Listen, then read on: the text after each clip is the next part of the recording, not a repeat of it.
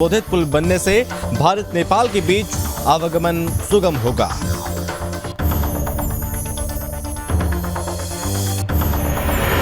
उत्तराखंड में मानसून से हुआ भारी नुकसान। आपदा प्रबंधन विभाग बारिश से हुए नुकसान का आकलन करने में जुटा।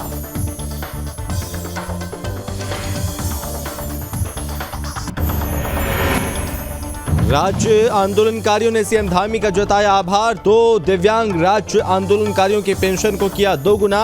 पेंशन को 10,000 से बढ़ाकर 20,000 किया गया।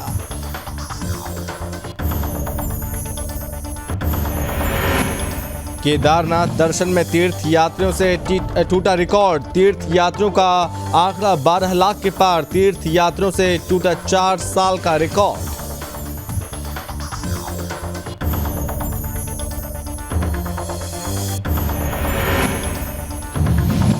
धूमधाम के साथ मनाया गया पीएम मोदी का जन्म दिवस। बीजेपी ने सेवा पखवाड़े के रूप में मनाया जन्म दिवस। पोस्ट कार्ड के जरिए पीएम मोदी को भेजी बधाई।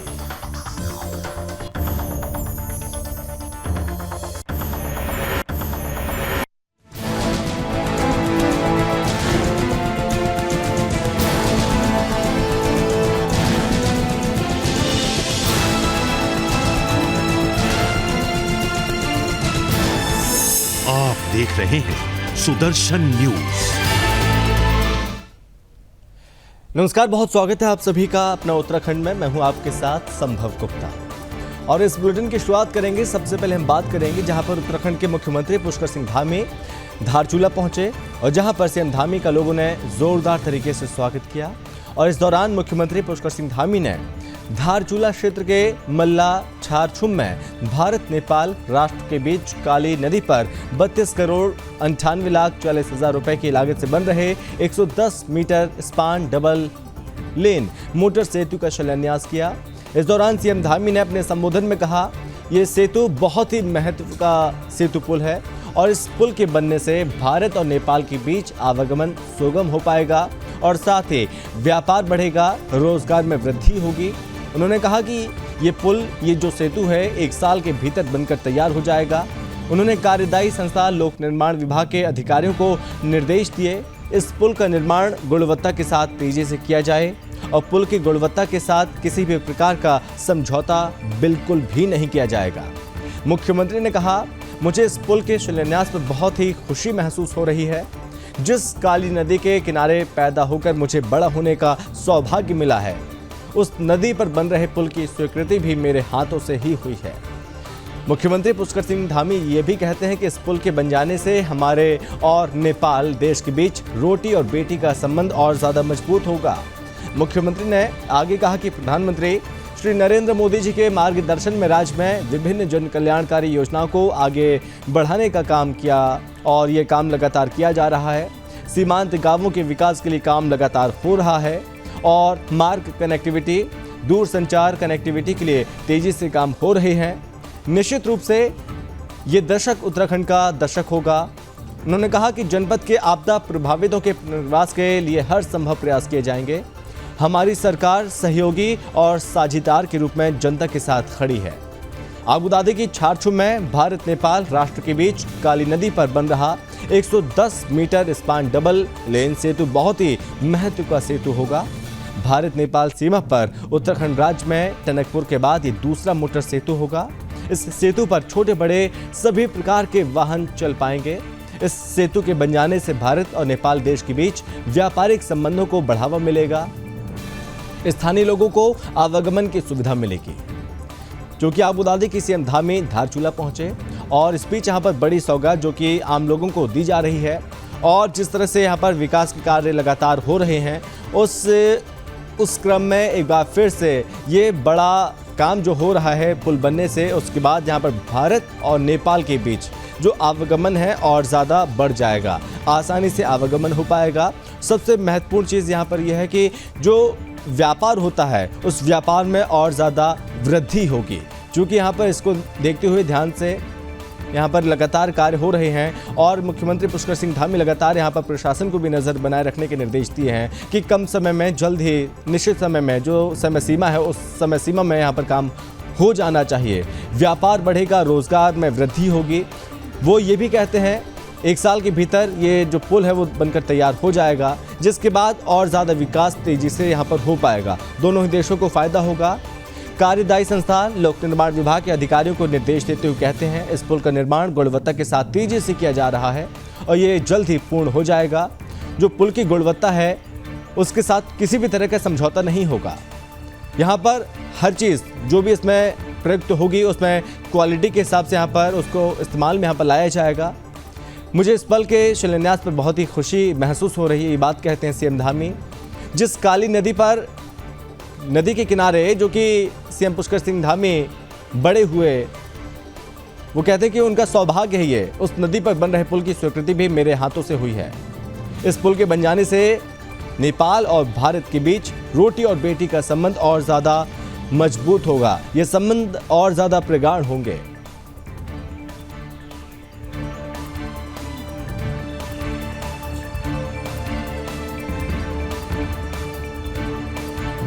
चलिए बढ़ता आगे। उत्तराखंड में इस बार मानसून से भारी नुकसान हुआ है और हालांकि अभी भी बारिश लगातार जारी है कुछ इलाकों में, और साथ ही आए दिन बारिश से नुकसान लगातार हो रहा है। किसानों को भी, आम लोगों को भी यहाँ पर परेशानी का सामना उठाना पड़ रहा है, और जिसको लेकर आपदा प्रबंधन विभाग अब बारिश से हुए नुकसान का आकलन करने में जुट गया। मानसून खत्म होने से पहले आपदा प्रबंधन विभाग नुकसान का सही आकलन कर लेना चाहता है, ताकि जो नुकसान हुआ उसका आकलन करने के बाद सरकारी और गैर सरकारी संपत्ति का कितना नुकसान कितना हुआ ये तय कर लिया जाए। समय से इसकी रिपोर्ट राज्य सरकार को भेजी जा सके। आपदा प्रबंधन सचिव रणजीत सिन्हा की माने तो सभी जिलों के जिलाधिकारियों से नुकसान के आकलन की रिपोर्ट मांगी जा रही है। हालांकि अभी ये बताना मुश्किल है कि कितना नुकसान इस बारिश की वजह से हुआ है, लेकिन अभी तक का जो आकलन सामने आया उसके मुताबिक लगभग 1,500 करोड़ रुपए का नुकसान इस बार बारिश के कारण पूरे राज्य में हुआ। इतना ही नहीं, अभी नुकसान का सही आकलन आने वाले 1 महीने में ही हो पाएगा। वहीं आपको बता दें कि सचिव आपदा प्रबंधन विभाग का कहना है कि बारिश के कारण जिन लोगों का व्यक्तिगत नुकसान हुआ उसका मुआवजा जिला अधिकारियों ने दे दिया ताकि लोगों को राहत मिल सके। लेकिन जो मौसम अपना कहर बरपा रहा है और जिस तरह से प्रकृति का कहर देखने को मिल रहा है, उसके बाद यहाँ पर आम लोगों की मुश्किलें उत्तराखंड में और ज़्यादा बढ़ चुकी हैं। कुछ ऐसे इलाके हैं जहाँ पर अभी भी येलो अलर्ट जारी है, तेज़ बारिश की संभावना है। कई जगहों पर हमने देखा भूस्खलन के कारण यहाँ पर तमाम दिक्कतें लोगों को पैदा हुई।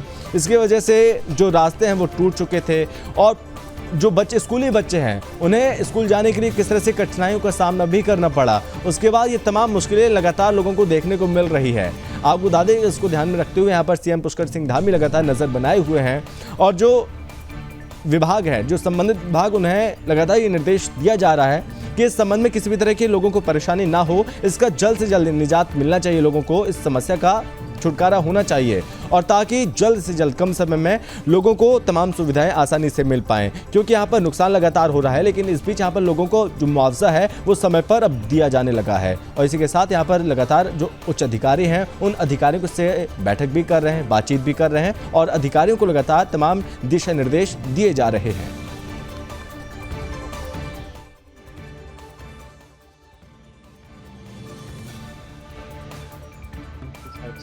देखिए, इसमें कई तरह के नुकसान होते हैं। कई जगह अगर लैंडस्लाइड हुआ है तो उसमें खेत भी बहे हैं, खेत भी उसमें ज़मींदोज़ हो गए हैं, ह्यूमन लॉस होता है, आपके पशु के लॉस होते हैं, रोड का लॉस है, अन्य जो हमारे अवस्थापना है उसके लॉस हैं। तो कई स्तरों पे इसका आकलन किया जाता है। उसके बाद ही एक हम नतीजे पर पहुंच पाते हैं कि असलियत में कितना लॉस हुआ। सारे विभाग उसमें अपने अपने स्तर पर उनके विभाग से संबंधित जो आकलन है वो करते हैं। आज की स्थिति में वस्तु स्थिति को बताना मुश्किल है, क्योंकि कई जगह ऐसे हुए हैं कि जहाँ पर कभी आकलन नहीं कर पाए हैं, क्योंकि आपदा कहीं पर है जहाँ पर ऐसी क्षति हुई है जिससे कि इमरजेंसी सिचुएशन नहीं है।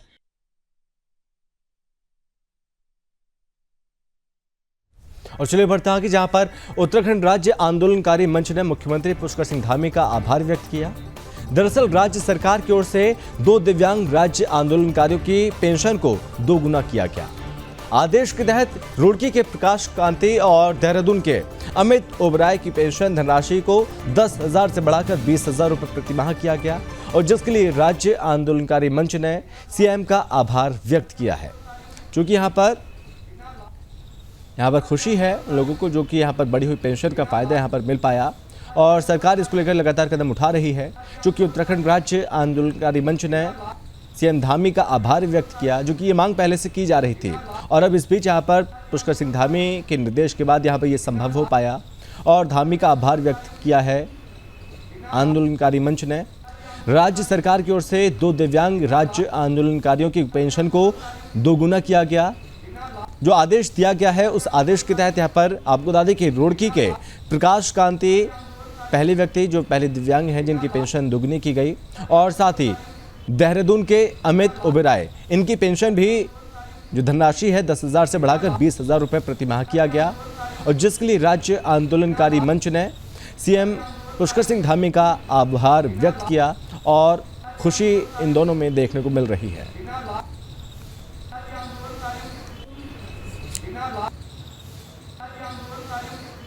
माननीय मुख्यमंत्री का धन्यवाद अदा करता है।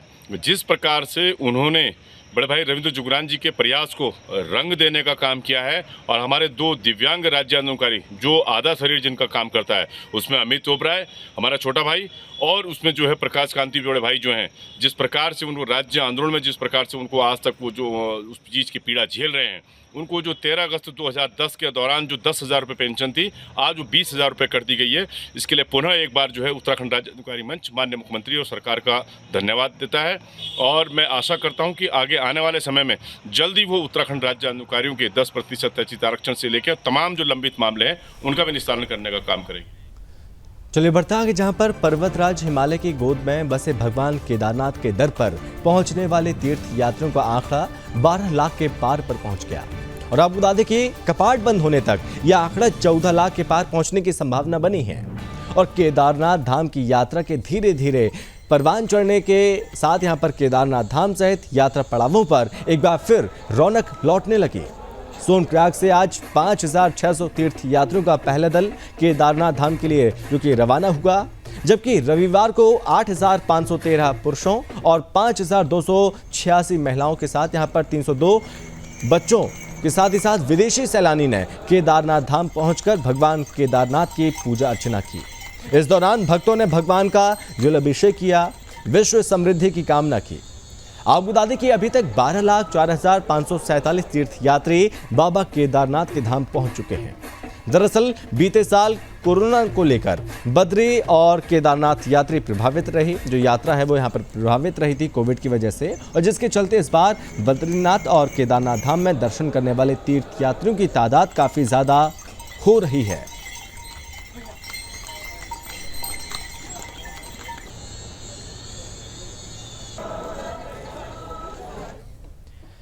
प्रधानमंत्री नरेंद्र मोदी के जन्म दिवस को देश भर में बीजेपी की तरफ से सेवा पखवाड़े के रूप में मनाया गया और जिसके तहत देश भर के तमाम बीजेपी के कार्यकर्ताओं के साथ ही साथ समाज सेवा से जुड़े लोग पोस्ट कार्ड के जरिए प्रधानमंत्री मोदी को शुभकामना संदेश भेज रहे हैं। और इसी कड़ी में उत्तराखंड बीजेपी के पूर्व प्रदेश अध्यक्ष और हरिद्वार विधायक मदन कौशिक ने भी प्रधानमंत्री नरेंद्र मोदी को पोस्ट कार्ड के जरिए शुभकामना संदेश भेजा।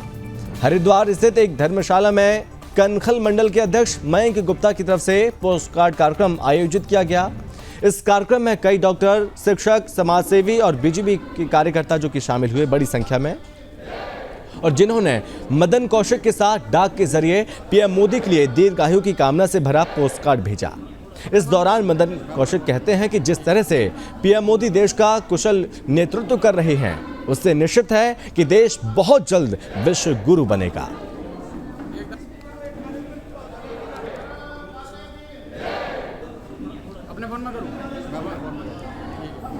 प्रधानमंत्री नरेंद्र मोदी जी के जन्मदिन के अवसर पर जो पखवाड़ा हम लोग मना रहे हैं, कल हम लोगों ने रक्तदान के लिए एक बहुत बड़े कार्यक्रम का आयोजन किया था जगह जगह। आज पूरे देश में, राज्य में जो विभिन्न प्रकार के कार्यक्रम, उसमें एक कार्यक्रम है प्रधानमंत्री जी को पत्र भेजकर शुभकामना देनी समाज के विभिन्न भागों में।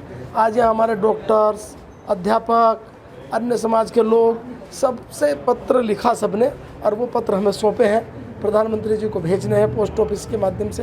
तो प्रधानमंत्री जी को सबने दीर्घायु की कामना की है, आशीर्वाद दिया है, और प्रधानमंत्री जी देश का जिस प्रकार नेतृत्व कर रहे हैं, तो इसके लिए प्रधानमंत्री जी का सबने उसको यशस्वी बने इस प्रकार का आशीर्वाद दिया। देखिए, जो हमारे यशस्वी प्रधानमंत्री आदरणीय नरेंद्र मोदी जी का जो जन्मदिन है उसको हम सेवा पखवाड़ा के रूप में मना रहे हैं। उसी के निमित्त लगातार कुछ ना कुछ कार्यक्रम चल रहे हैं। जैसे कल रक्त महोत्सव का कार्यक्रम था और अब ये जो है पोस्ट कार्ड के जरिए लोगों की जो शुभकामनाएं हैं, 130 करोड़ जो देशवासी हैं उनकी शुभकामनाएं हैं, उनका आशीर्वाद है, वो प्रधानमंत्री को प्राप्त होगा।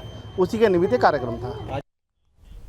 उत्तराखंड में सरकारी अस्पताल में बुखार के रोगियों की तादाद काफी ज्यादा है और आपको बता दें कि सरकारी अस्पताल बुखार के रोगियों से भरे पड़े हैं। पहले के कयास यहाँ पर लगाए जा रहे थे कि सितंबर के महीने में डेंगू अपने चरम पर पहुंचेगा, मगर इस बार डॉक्टर काफी दुविधा में नजर आ रहे हैं। कारण है कि डेंगू के लक्षण वाले मरीजों में डेंगू की रिपोर्ट का निगेटिव आना। दरअसल उत्तराखंड में बुखार के मरीजों की संख्या लगातार बढ़ रही है और सरकारी अस्पताल जहां पर बड़ी संख्या में बुखार के मरीज यहां पर पहुंच रहे हैं और मरीजों में बुखार के साथ डेंगू के लक्षण दिखाई देते हैं। और जिला अस्पताल में senior physician doctor NS Bisht का कहना है कि अस्पताल आने वाला हर दूसरे व्यक्ति बुखार से पीड़ित है और 10 में से 9 मरीज डेंगू के लक्षणों वाले बुखार से पीड़ित है। लेकिन चौंकाने वाली बात यह है कि जांच करने पर इनकी रिपोर्ट पॉजिटिव के बजाय नेगेटिव आ रही है। डॉक्टर NS बिष्ट का कहना है कि बुखार के गंभीर रोगियों को नेगेटिव रिपोर्ट पर भी डेंगू की तरह ही इलाज देना चाहिए ताकि नेगेटिव रिपोर्ट की वजह से किसी मरीज के इलाज में लापरवाही ना हो। डॉक्टर NS बिष्ट के मुताबिक डेंगू की जांच सही न आने के कारण यहाँ पर डेंगू से दोबारा संक्रमण हो सकता है। बिष्ट के मुताबिक समय पूर्व और समय के बाद जांच करने से भी नेगेटिव रिपोर्ट आ सकती है और डॉक्टर बिष्ट के मुताबिक ये उनका कहना है कि डेंगू मरीजों के पूरे शरीर की मांसपेशियां, जोड़ों में दर्द, सिर दर्द, निम्न रक्तचाप, उल्टी, शरीर निढाल हो जाना, त्वचा में हल्की लालिमा आना इस फीवर आउटब्रेक के मुख्य लक्षण हैं। बेचैनी भी, थकावट होना, खड़े ना हो पाना और इसी के साथ रक्तचाप के मुख्य लक्षण होता, ये मुख्य कारण यहाँ पर हो सकते हैं, लक्षण हो सकते हैं। और साथ ही साथ उत्तराखंड में स्वास्थ्य विभाग की तरफ से डेंगू को लेकर पूरी तरह से सावधानी बरतने के लिए अलर्ट किया जा रहा है।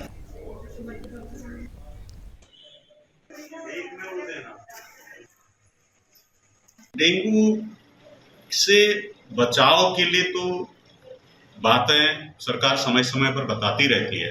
ये मॉनसून थोड़ा एक्सटेंडेड हुआ है, बारिश का पानी एक्चुअली जो डेंगू का मच्छर है जिससे डेंगू फैलता है, डेंगू वायरस को जो मच्छर फैलाता है वो अब अर्बनाइज्ड हो गया है, यानी कि उसने लोगों के घरों के आसपास रहना सीख लिया है जहां पर खुले कंटेनर्स होते हैं। यानी कि एक चम्मच भी अगर आपके आंगन में खाली पड़ा है तो एक चम्मच में भी वो अंडे दे सकता है उसमें जमा पानी में और उसके बाद उससे जो उसकी 3 स्टेजेज हैं उसके बाद एडल्ट मॉस्किटो बन के वो वयस्क मॉस्किटो आपको काट सकता है, यानी कि डेंगू के मरीज को काट के वो कई लोगों को फैला सकता है। कहना न होगा कि बचाव जो है इसका सबसे बड़ा उपाय है। दूसरी बात ये है कि ये पॉजिटिव क्यों नहीं आ रहे डेंगू के केसेस। ये ऐसा तब होता है जब टाइप 2 और टाइप 4, डेंगू 4 तरह का होता है, 4 तरह के वायरस होते हैं।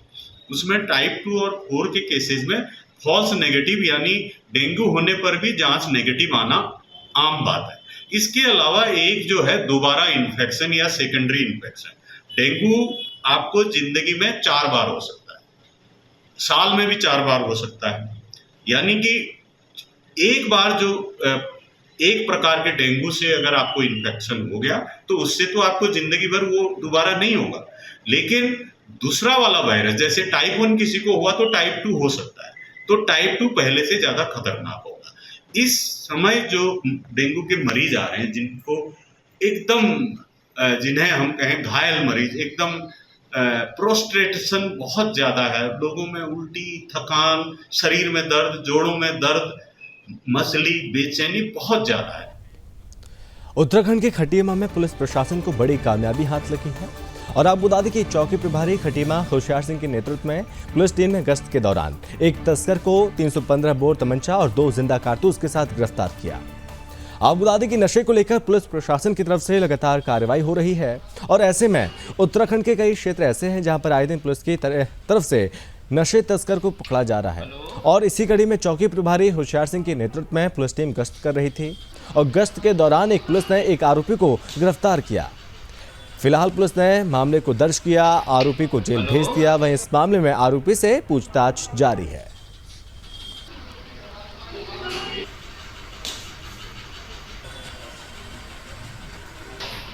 हेलो,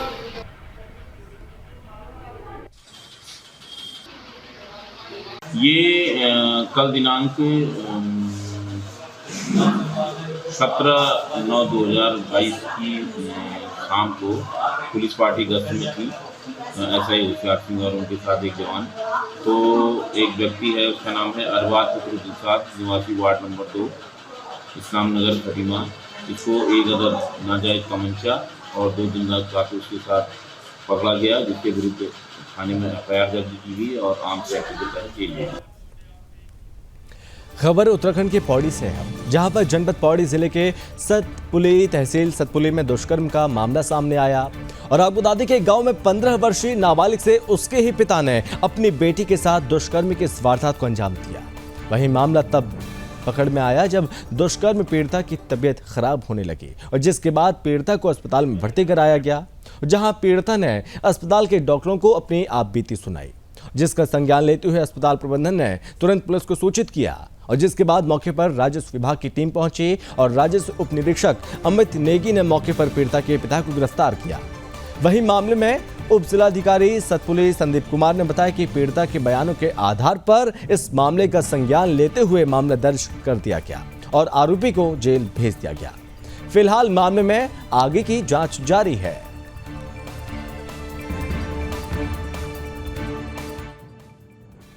पिता ने अपनी नाबालिग पुत्री के साथ में दुष्कर्म किया है तथा उसके साथ मारपीट का मामला हमारे संज्ञान में आया। कल हमने लड़की के बयानों के आधार पर उसकी गिरफ्तारी कर ली है तथा मामला हमने 376 तथा पोक्सो एक्ट में जो है दर्ज किया है। अभी इसमें जो है कि जिलाधिकारी महोदय को ये मामला रेगुलर पुलिस को स्थानांतरित करने के लिए यहाँ से जो पत्र है वो प्रेषित कर दिया गया।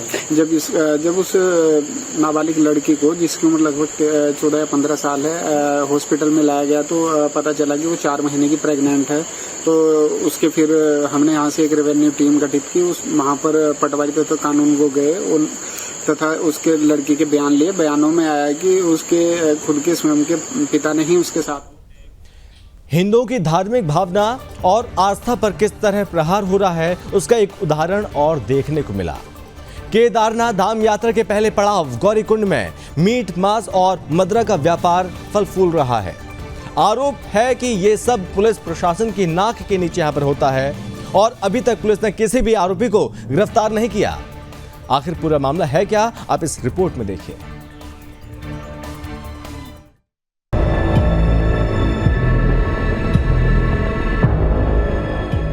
करोड़ों हिंदुओं की आस्था के प्रतीक विश्वविख्यात केदारनाथ धाम के मुख्य यात्रा पड़ाव गौरीकुंड में खुलेआम शराब और मांस का सेवन किया जा रहा है। गौरीकुंड केदारनाथ यात्रा का अंतिम पड़ाव होने के साथ ही यहाँ पर मां गौरी का प्राचीन मंदिर स्थित है। इस स्थान पर निवास करने वाले नेपाली मूल के अधिकांश लोग इसी कार्य में जुटे हुए हैं।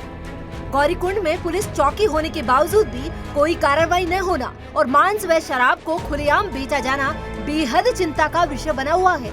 आखिर केदारनाथ यात्रा के सबसे मुख्य पड़ाव में इस तरह से शराब व मांस का सेवन होना धार्मिक आस्था के साथ खिलवाड़ है। कुछ स्थानीय लोगों ने इसका खुलासा किया है और सोशल मीडिया के माध्यम से वीडियो वायरल करते हुए प्रशासन से कार्रवाई की मांग की है।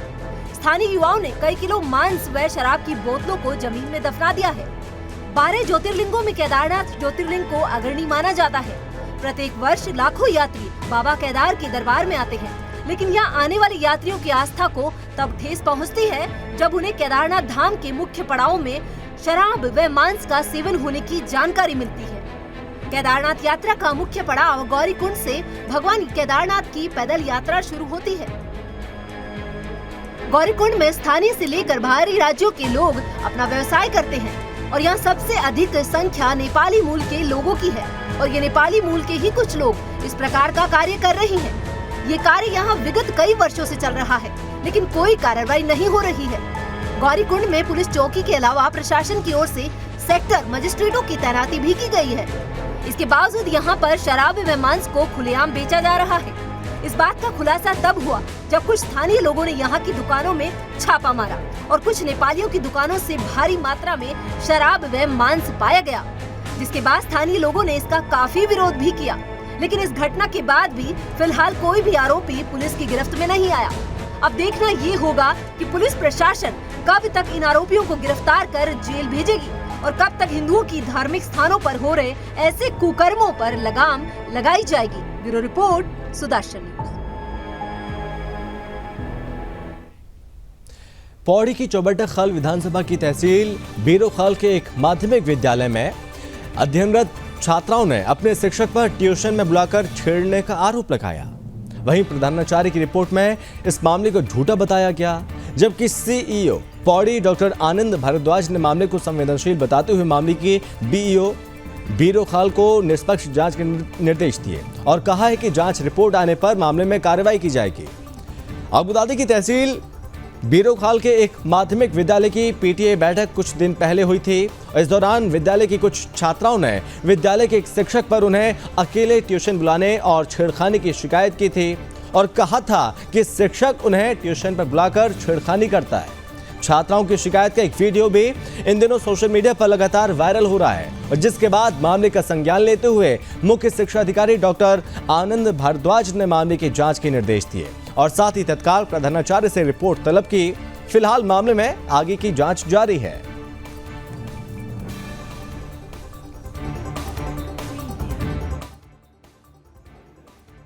मैंने भी सोशल मीडिया पर देखा कि एक स्कूल के बच्चे एक आरोप लगा रहे हैं किसी शिक्षक के ऊपर। मैं इस प्रकरण की जड़ में गया, मैंने पता किया ये राजकीय इंटर कॉलेज सुंदर नगर है बीरो खाल में, वहां की कुछ छात्राएं बोलती हुई नजर आ रही हैं। मैंने वहां के प्रधानाचार्य से संज्ञान लिया।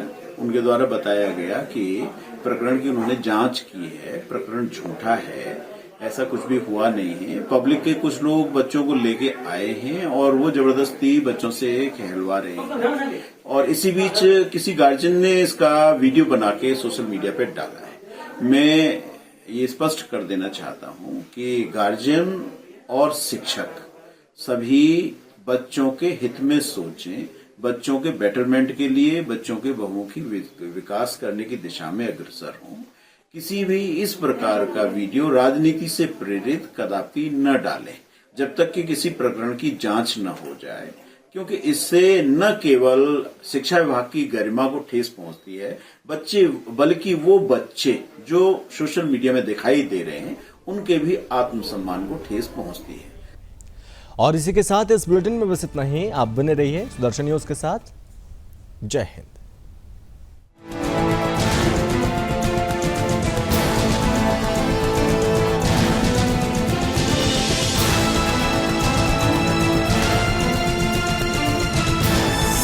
आप देख रहे हैं सुदर्शन न्यूज।